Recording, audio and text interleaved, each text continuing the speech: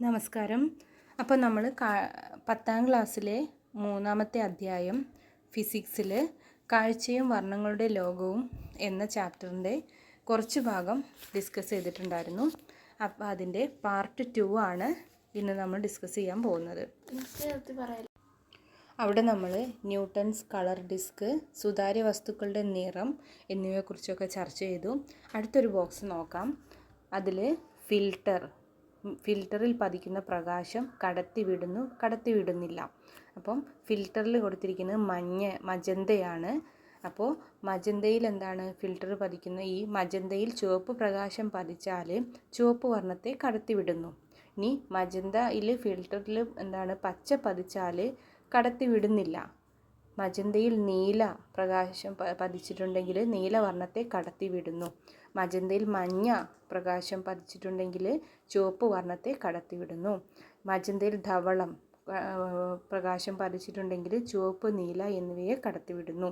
അപ്പം ഇതിൽ കടത്തിവിടുന്ന വർണ്ണങ്ങൾ ഏതൊക്കെയാണ്? ചുവപ്പ്, നീല, മഞ്ഞ, ധവളം. ഇത്രയുമാണ് കടത്തിവിടുന്ന നിറങ്ങൾ. ഇനി എല്ലാ വർണ്ണങ്ങളെയും ആഗിരണം ചെയ്യുന്ന പ്രതലം കാണപ്പെടുന്നത് ഇരുണ്ട നിറത്തിലായിരിക്കും. എല്ലാ വർണ്ണങ്ങളെയും പ്രതിപതിപ്പിക്കുന്നത് വെളുത്ത നിറത്തിലും എല്ലാ വർണ്ണങ്ങളെയും ആഗിരണം ചെയ്യുന്ന പ്രതലം ഇരുണ്ട നിറത്തിലുമായിരിക്കും. സൂര്യപ്രകാശം ഒരു സമന്വിത പ്രകാശമാണ്. ഇതിൽ വ്യത്യസ്ത വർണ്ണങ്ങൾ അടങ്ങിയിരിക്കുന്നു. സൂര്യപ്രകാശം വസ്തുക്കളിൽ പതിക്കുമ്പോൾ ഓരോ വസ്തുവും അതിൻ്റെ നിറത്തിനനുസരിച്ച് വ്യത്യസ്ത വർണ്ണങ്ങളായാണ് പ്രതിപതിപ്പിക്കുന്നത്. അതിനനുസരിച്ച് വസ്തുക്കളുടെ വ്യത്യസ്ത വർണ്ണങ്ങളിലാണ് നമുക്ക് കാണുന്നത്.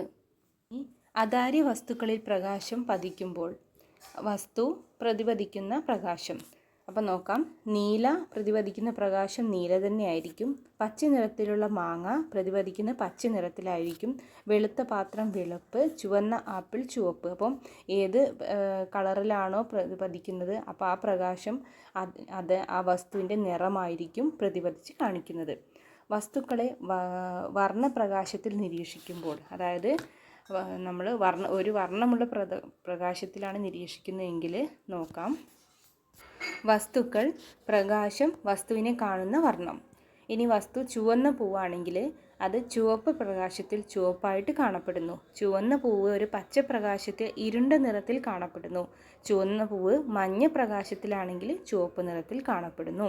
അപ്പം ചുവന്ന പൂവ് ചുവപ്പ് പ്രകാശത്തിലും മഞ്ഞ പ്രകാശത്തിലും എങ്ങനെയാണ് കാണുന്നത്? ചുവപ്പ് നിറത്തിൽ കാണപ്പെടുന്നു.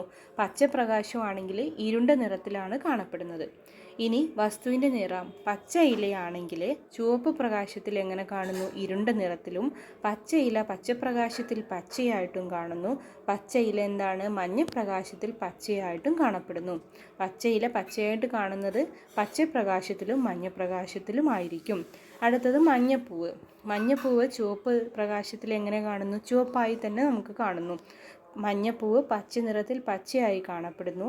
മഞ്ഞപ്പൂവ് മഞ്ഞ നിറത്തിൽ മഞ്ഞ വർണ്ണമായിട്ട് തന്നെ കാണുന്നു. മഞ്ഞപ്പൂവാകുമ്പോൾ എന്താണ്? മഞ്ഞ കളറിന്മേൽ പ്രകാശം ചുവപ്പ്, പച്ച, മഞ്ഞ പതിക്കുമ്പോൾ അതേ വർണ്ണം ചുവപ്പ്, പച്ച, മഞ്ഞയായിട്ട് തന്നെ നമുക്ക് കാണാൻ സാധിക്കുന്നു. അടുത്തതൊരു ചെറിയൊരു ബോക്സ് നോക്കാം.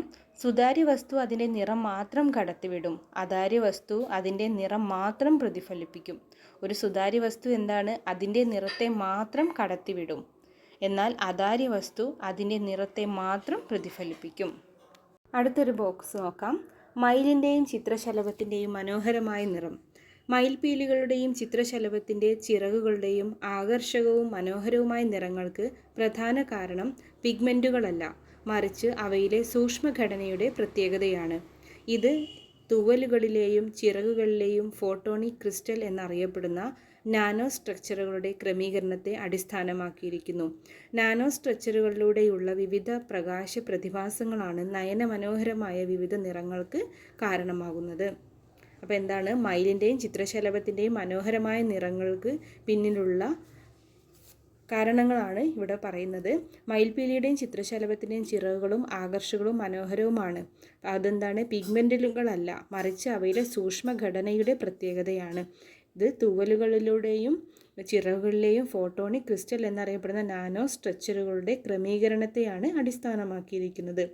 നാനോ സ്ട്രക്ചറുകളിലൂടെയുള്ള വിവിധ പ്രകാശ പ്രതിഭാസങ്ങളാണ് നയനമനോഹരമായ വിവിധ നിറങ്ങൾക്ക് കാരണമാകുന്നത്. ഇനി എന്താണ് പ്രകാശത്തിൻ്റെ വിസരണം? മാധ്യമത്തിലെ കണികകളിൽ തട്ടി പ്രകാശത്തിന് സംഭവിക്കുന്ന ക്രമരഹിതവും ഭാഗികവുമായ ദിശാവ്യതിയാനമാണ് വിസരണം. ഒന്നുകൂടെ നോക്കാം.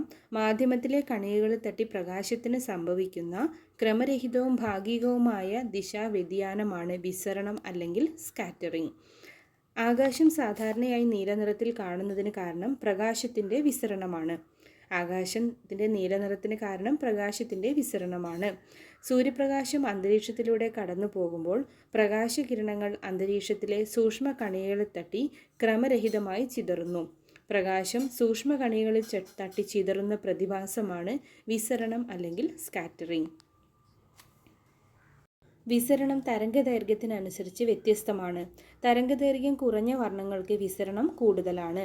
തരംഗദൈർഘ്യം കൂടിയ വർണ്ണങ്ങൾക്ക് വിസരണം കുറവാണ്. വിസരണം കൂടുതൽ അനുഭവപ്പെടുന്ന വർണ്ണങ്ങൾ വയലറ്റ്, ഇൻഡിഗോ, നീല എന്നിവയാണ്. ഏതൊക്കെയാണ് വിസരണം കൂടുതൽ അനുഭവപ്പെടുന്നത്? വയലറ്റ്, ഇൻഡിഗോ, നീല. ഇനി വിസരണം കുറഞ്ഞ വർണ്ണം ഏതാണ്? ചുവപ്പാണ്. അതിനാൽ അന്തരീക്ഷത്തിലൂടെ ചുവപ്പ് വർണ്ണത്തിന് സഞ്ചരിക്കാൻ കഴിയുന്ന ദൂരം കൂടുതലായിരിക്കും. വിസരണത്തിൻ്റെ അളവും കണങ്ങളുടെ വലിപ്പവും പരസ്പരം ബന്ധപ്പെട്ടിരിക്കുന്നു. കണങ്ങളുടെ വലിപ്പം കൂടുന്നതിനനുസരിച്ച് വിസരണം കൂടുന്നു. കണങ്ങളുടെ വലിപ്പം പ്രകാശത്തിൻ്റെ തരംഗദൈർഘ്യത്തിലേക്കാൾ കൂടുതലായാൽ എല്ലാ വർണ്ണങ്ങൾക്കും വിസരണം ഒരുപോലെയായിരിക്കും. അപ്പോൾ വിസരണം കൂടുതൽ അനുഭവപ്പെടുന്ന വർണ്ണങ്ങൾ വയലറ്റ്, ഇൻഡിഗോ, നീല എന്നിവയാണ്. കുറവാണെങ്കിൽ ചുവപ്പാണ്. അപ്പം ഈ അന്തരീക്ഷത്തിലൂടെയുള്ള ചുവപ്പ് വർണ്ണത്തിന് സഞ്ചരിക്കാൻ കൂടുതൽ ദൂരം കഴിയും. വിസരണത്തിൻ്റെ അളവും കണങ്ങളുടെ വലിപ്പവും എന്താണ്? പരസ്പരം ബന്ധപ്പെട്ടിരിക്കുന്നു. കണങ്ങളുടെ വലിപ്പം കൂടുന്നതിനനുസരിച്ച് വിസരണവും കൂടുന്നു. കണങ്ങളുടെ വലിപ്പം പ്രകാശത്തിൻ്റെ തരംഗദൈർഘ്യത്തേക്കാൾ കൂടുതലായതിനാൽ എല്ലാ വർണ്ണങ്ങൾക്കും വിസരണം ഒരുപോലെയായിരിക്കും. അടുത്തത് ടിൻഡൽ പ്രഭാവം, ടിൻഡൽ എഫക്റ്റ് നോക്കാം. ഒരു കൊളോയിഡൽ ദ്രവത്തിലൂടെയോ സസ്പെൻഷനിലൂടെയോ പ്രകാശകിരണങ്ങൾ കടന്നു പോകുമ്പോൾ അവയ്ക്ക് സംഭവിക്കുന്ന വിസരണം മൂലം വളരെ ചെറിയ കണികകൾ പ്രകാശിതമാകുന്നു. അതായത് ഒരു കൊളോയിഡൽ ദ്രവത്തിലൂടെയോ സസ്പെൻഷനിലൂടെയോ പ്രകാശകിരണങ്ങൾ കടന്നു പോകുമ്പോൾ അവയ്ക്ക് സംഭവിക്കുന്ന വിസരണം മൂലം വളരെ ചെറിയ കണികകൾ പ്രകാശിതമാകുന്നു. അതിനാൽ പ്രകാശത്തിൻ്റെ സഞ്ചാരപാത ദൃശ്യമാകുന്നു. ഈ പ്രതിഭാസമാണ് ടിൻഡൽ പ്രഭാവം. ചോക്കുപൊടി കലർന്ന ജലം സസ്പെൻഷന് ഉദാഹരണമാണ്. അപ്പോൾ ഒരു സസ്പെൻഷൻ ഉദാഹരണമാണ് ചോക്കുപൊടി കലർന്ന ജലം. ഒരു സസ്പെൻഷനിലൂടെ പ്രകാശം കടന്നു പോകുമ്പോൾ പ്രകാശപാത വ്യക്തമായി കാണാൻ കഴിയുന്നതിന് കാരണം വിസരണമാണ്. മഞ്ഞുകാലത്ത് ശിഖരങ്ങൾക്കിടയിലൂടെ കടന്നു വരുന്ന പ്രകാശപാത വ്യക്തമായി കാണാൻ കഴിയുന്നതിന് കാരണവും വിസരണമാണ്. വിസരണത്തിൻ്റെ തീവ്രത ആശ്രയിച്ചിരിക്കുന്നത് കൊളോയിഡിലെ കണികകളുടെ വലിപ്പത്തെയാണ്. കണികകളുടെ വലിപ്പം കൂടുമ്പോൾ വിസരണ തീവ്രതയും കൂടുന്നു. അതായത് വിസരണത്തിൻ്റെ തീവ്രത എന്തിനെ ആശ്രയിച്ചിരിക്കുന്നു? കൊളോയിഡിലെ കണികകളുടെ വലിപ്പത്തെ ആശ്രയിച്ചിരിക്കുന്നു. കണികകളുടെ വലിപ്പം കൂടുമ്പോൾ വിസരണ തീവ്രത കൂടുന്നു. ഇനി ആകാശനീലിമ നോക്കാം. ആകാശം നീലനിറത്തിൽ കാണാനുള്ള കാരണം വിസരണമാണ്. സൂര്യപ്രകാശം അന്തരീക്ഷത്തിലൂടെ കടന്നു വരുമ്പോൾ പ്രകാശം വിസരണത്തിന് വിധേയമാകുന്നു. ഏറ്റവും കൂടുതൽ വിസരണം സംഭവിക്കുന്ന വർണ്ണം വയലറ്റ്, ഇൻഡിഗോ, നീല എന്നിവയ്ക്കാണ്. ഈ വിസരിത പ്രകാശമാണ് ആകാശത്ത് വ്യാപിക്കുന്നത്. നിരീക്ഷകൻ്റെ കണ്ണിലെത്തുന്ന പരിണിത വിസരിത പ്രകാശം നീലവർണ്ണത്തിൻ്റെ ഫലം നൽകുന്നതുകൊണ്ട് ആകാശം നീലനിറത്തിൽ കാണപ്പെടുന്നു. ആകാശം നീലനിറത്തിൽ കാണപ്പെടാനുള്ള കാരണമാണ് ഏറ്റവും കൂടുതൽ വിസരണത്തിന് വിധേയമാകുന്ന വർണ്ണം വയലറ്റ്, ഇൻഡിഗോ, നീല എന്നിവയാണ്. ഈ വിസരിത പ്രകാശം ആകാശത്ത് വ്യാപിക്കുന്നു. നിരീക്ഷകൻ്റെ കണ്ണിലെത്തുന്ന പരിണിത വിസരിത പ്രകാശം നീലവർണ്ണത്തിൻ്റെ പ്രകാശം ഫലം നൽകുന്നതുകൊണ്ട് ആകാശം നീലനിറത്തിൽ നമുക്ക് കാണപ്പെടുന്നു. ഇനി ഉദയാസ്തമയ സമയങ്ങളിലെ സൂര്യൻ്റെ നിറം. ഉദയാസ്തമയ സമയങ്ങളിൽ സൂര്യൻ്റെ നിറം ചുവപ്പ്, മഞ്ഞ, ഓറഞ്ച് എന്നിവയാണ്. ഉദയാസ്തമയ സമയങ്ങളിൽ സൂര്യരശ്മിക്ക് നിരീക്ഷകൻ്റെ കണ്ണുകളിലെത്താൻ അന്തരീക്ഷത്തിലൂടെ സഞ്ചരിക്കേണ്ട ദൂരം മറ്റ് സമയത്തെ അപേക്ഷിച്ച് കൂടുതലാണ്. ഏറ്റവും കുറവ് വിസരണം സംഭവിക്കുന്ന വർണ്ണങ്ങൾ ചുവപ്പ്, മഞ്ഞ, ഓറഞ്ച് എന്നിവയാണ്. വിസരണം കുറവായതുകൊണ്ട് ഉദയാസ്തമയ സമയങ്ങളിൽ ഭൂമിയിലെത്തുന്ന വർണ്ണങ്ങളിൽ ഇവയ്ക്കാണ് പ്രാമുഖ്യം. അതിനാൽ ഉദയാസ്തമയ സമയങ്ങളിൽ സൂര്യൻ്റെ നിറം ചുവപ്പോ, മഞ്ഞയോ, ഓറഞ്ചോ ആയിരിക്കാണുന്നു. അതായത് ഉദയാസ്തമയ സമയങ്ങളിൽ നമുക്ക് സൂര്യനെ ചുവപ്പ്, മഞ്ഞ, ഓറഞ്ച് എന്നായി കാണുന്നു. അതിൻ്റെ കാരണമാണ് ഉദയാസ്തമയ സമയങ്ങളിൽ സൂര്യരശ്മിക്ക് നിരീക്ഷകൻ്റെ കണ്ണിലെത്താൻ മറ്റു സമയത്തെ അപേക്ഷിച്ച് കൂടുതൽ ദൂരം സഞ്ചരിക്കണം.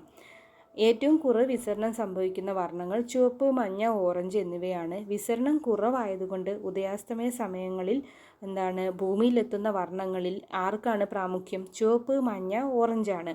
അതിനാൽ ഉദയാസ്തമയ സമയങ്ങളിൽ സൂര്യൻ്റെ നിറം ചുവപ്പോ മഞ്ഞയോ ഓറഞ്ചോ ആയി കാണപ്പെടുന്നു. ഇനി കണ്ണും കാഴ്ചയും.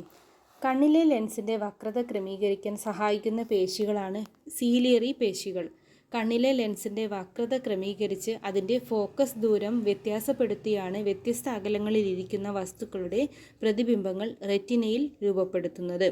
സീലിയറി പേശികൾ സങ്കോചിക്കുമ്പോൾ ലെൻസിൻ്റെ വക്രത കൂടുകയും ഫോക്കസ് ദൂരം കുറയുകയും ചെയ്യുന്നു. വസ്തുക്കളുടെ സ്ഥാനം എവിടെയായിരുന്നാലും പ്രതിബിംബം റെറ്റിനയിൽ പതിക്കത്തക്ക വിധം ലെൻസിൻ്റെ വക്രത വ്യത്യാസപ്പെടുത്തി ഫോക്കസ് ദൂരം ക്രമീകരിക്കാനുള്ള കണ്ണിൻ്റെ കഴിവാണ് സമഞ്ജനക്ഷമത അല്ലെങ്കിൽ പവർ ഓഫ് അക്കോമഡേഷൻ. അപ്പോൾ കണ്ണും കാഴ്ചയും നോക്കാം. കണ്ണിലെ ലെൻസിൻ്റെ വക്രത സഹായിക്കുന്ന പേശികളാണ് സീലിയറി പേശികൾ. കണ്ണിലെ ലെൻസിൻ്റെ വക്രത ക്രമീകരിച്ച് അതിൻ്റെ ഫോക്കസ് ദൂരം വ്യത്യാസപ്പെടുത്തിയാണ് വ്യത്യസ്ത അകലങ്ങളിൽ ഇരിക്കുന്ന വസ്തുക്കളുടെ പ്രതിബിംബങ്ങൾ റെറ്റിനയിൽ രൂപപ്പെടുത്തുന്നത്. സീലിയറി പേശികൾ സങ്കോചിക്കുമ്പോൾ ലെൻസിൻ്റെ വക്രത കൂടുകയും ഫോക്കസ് ദൂരം കുറയുകയും ചെയ്യുന്നു. വസ്തുക്കളുടെ സ്ഥാനം എവിടെയായിരുന്നാലും പ്രതിബിംബം റെറ്റിനയിൽ പതിക്കത്തക്ക വിധം ലെൻസിൻ്റെ വക്രത വ്യത്യാസപ്പെടുത്തി ഫോക്കസ് ദൂരം ക്രമീകരിക്കാനുള്ള കണ്ണിൻ്റെ കഴിവാണ് സമഞ്ജനക്ഷമത. അടുത്തത് നിയർ പോയിൻറ്റും ഫാർ പോയിൻറ്റും. കണ്ണിൽ നിന്ന് ഒരു നിശ്ചിത അകലത്തിൽ എത്തുമ്പോഴാണ് വസ്തുക്കൾ വ്യക്തമായി കാണാൻ കഴിയുന്നത്. ഈ ദൂരം വ്യക്തമായ കാഴ്ചയ്ക്കുള്ള കുറഞ്ഞ ദൂരം എന്നറിയപ്പെടുന്നു.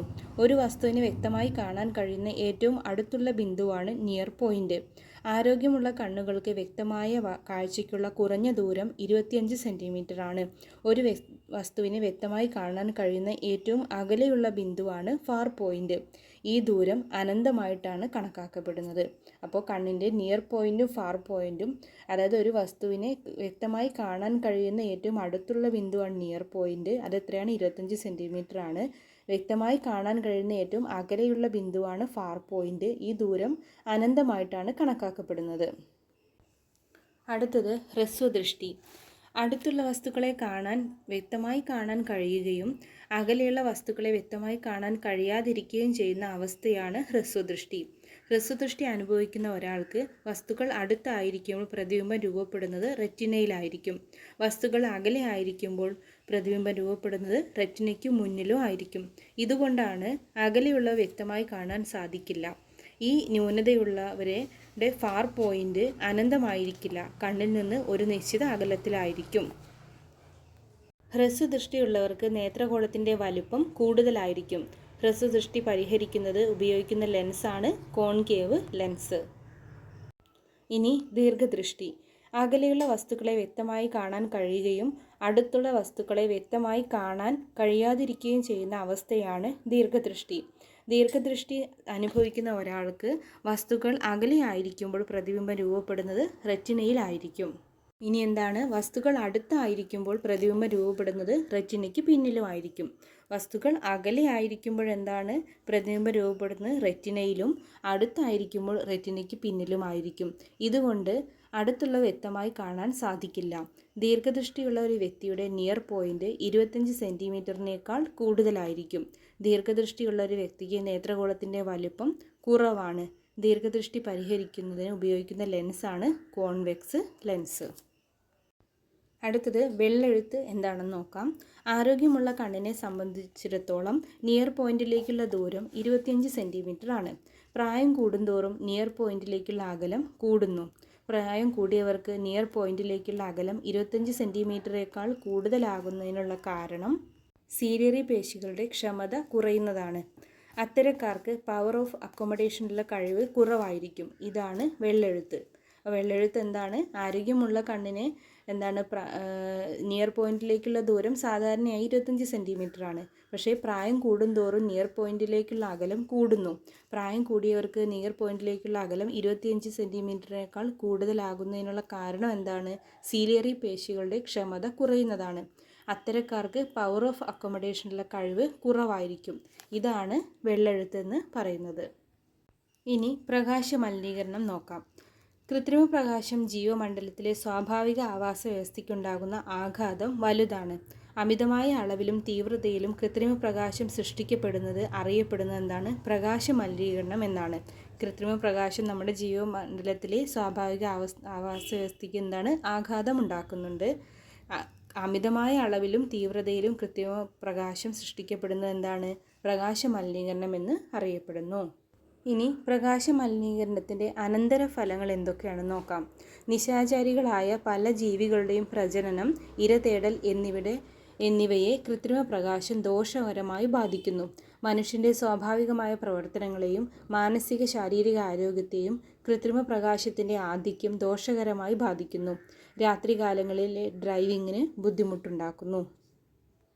ആകാശക്കാഴ്ച മറയ്ക്കുന്നത് മൂലം വാനനിരീക്ഷണം ബുദ്ധിമുട്ടുള്ളതാക്കുന്നു. ഉയർന്ന ഫ്ലാറ്റുകളിലെ പ്രകാശം ദേശാടന പക്ഷികളുടെ ദിശ തെറ്റിക്കുന്നു. ഇതൊക്കെയാണ് പ്രകാശ മലിനീകരണത്തിൻ്റെ അനന്തരഫലം. അതായത് രാത്രി ഇര തേടുകയൊക്കെ ജീവിക്കുന്ന ജീവികളെ പ്രജനനം ഇവയ്ക്കൊക്കെ എന്താണ്? ദോഷകരമായി ബാധിക്കുന്നു. പിന്നെ മനുഷ്യൻ്റെ സ്വാഭാവിക പ്രവർത്തനങ്ങളെയും മാനസിക ശാരീരിക ആരോഗ്യത്തെയും ദോഷകരമായി ബാധിക്കുന്നു. രാത്രികാലത്തിലെ ഡ്രൈവിങ്ങിന് ബുദ്ധിമുട്ടുണ്ടാക്കുന്നു. ആകാശക്കാഴ്ച മറയ്ക്കുന്നത് മൂലം വാനനിരീക്ഷണം ബുദ്ധിമുട്ടുള്ളതാക്കുന്നു. ഉയർന്ന ഫ്ലാറ്റുകളിലെ പ്രകാശം ദേശാടന പക്ഷികളുടെ ദിശ തെറ്റിക്കുന്നു എന്നിവയാണ് ദോഷഫലങ്ങൾ. ഇനി നോക്കാം. കാഴ്ചയില്ലാത്തവർക്ക് എഴുതാനും വായിക്കാനും സഹായിക്കുന്ന ലിപിയാണ് ബ്രെയിലി ലിപി. അപ്പം കാഴ്ചയില്ലാത്തവർക്ക് വായിക്കാനും എഴുതാനും സഹായിക്കുന്ന ഒരു ലിപിയാണ് ബ്രെയിലി ലിപി. അപ്പോൾ ഇത്രയാണ് ഈ ചാപ്റ്റർ. അപ്പോൾ എന്തായാലും ഒന്നാമത്തെ പാർട്ട് നിർബന്ധമായും കാണാം. ശേഷം രണ്ടാമത്തെ പാർട്ടും കാണാം. Thank you for watching.